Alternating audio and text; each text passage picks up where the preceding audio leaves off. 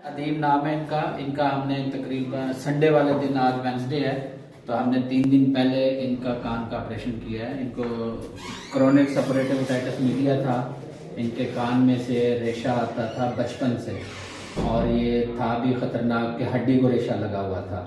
तो जो हड्डी को रेशा लगा हुआ होता है तो उसमें ख़तरा होता है कि ये हड्डी, अगर जो ब्रेन और कान के दरमियान में हड्डी होती है वो अगर डिस्ट्रॉय हो जाए उस रेशे से, तो ये रेशा ब्रेन में जा सकता है और लकवा हो सकता है और कान की समात बिल्कुल डेड हो सकती है।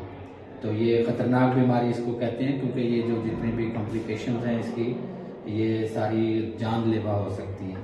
तो इनका हमने 3 दिन पहले ऑपरेशन किया है। तो इनका ऑपरेशन करने का मकसद ये था कि एक तो इनकी बीमारी को निकाला जाए, सबसे पहला मकसद तो इनकी बीमारी को मुकम्मल निकाल दिया गया है, और दूसरा मकसद था कि इनका कान खुश्क भी हो जाए, और तीसरा ये कि इनकी समात भी बेहतर हो जाए।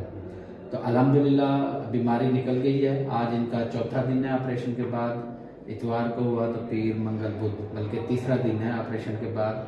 तो कान की समात भी बेहतर हो गई है अल्हम्दुलिल्लाह ऑपरेशन करते ही। अभी मज़ीद बेहतरी आएगी, क्योंकि कान के अंदर ये देखें हमने पट्टी रखी हुई है, तो इस वजह से जो है ना मज़ीद बेहतरी अभी इसके अंदर आएगी, जो है ना। क्यों जी अदीम साहब जी, तो आपका ऑपरेशन के बाद इस कान में समात में बेहतरी आप महसूस करते हैं? जी जी माशाल्लाह। और ऑपरेशन से पहले आपको जो कान में से रेशा आता था उसमें बदबू आती थी? जी जी और खून भी आता था कभी कभी। तो ये जो ख़तरनाक रेशे वाली बीमारी होती है, इसकी अलामत ये होती है ज़्यादातर कि कान के अंदर रेशे में ज़्यादा बदबू बहुत ज़्यादा होती है और खून भी आता है कभी कभी। तो दूसरी बीमारी होती है कि कान के रेशे के अंदर जो है ना बदबू नहीं होती, तो उसमें सिर्फ पर्दे में सुराख होता है, तो वो ख़तरनाक नहीं होती इतनी, लेकिन उसमें भी अगर आप कान के पर्दे को ठीक करा लें तो रेशा भी रुक जाता है और समात भी बेहतर हो जाती है। तो ये हमने इनके ये पीछे अभी टाँके लगे हुए हैं, स्टिचेस, तो ये स्टिचेस इनके रिमूव होंगे 2-3 दिन के बाद, और कान की पट्टी भी रिमूव हो जाएगी जो अंदर रखी हुई है।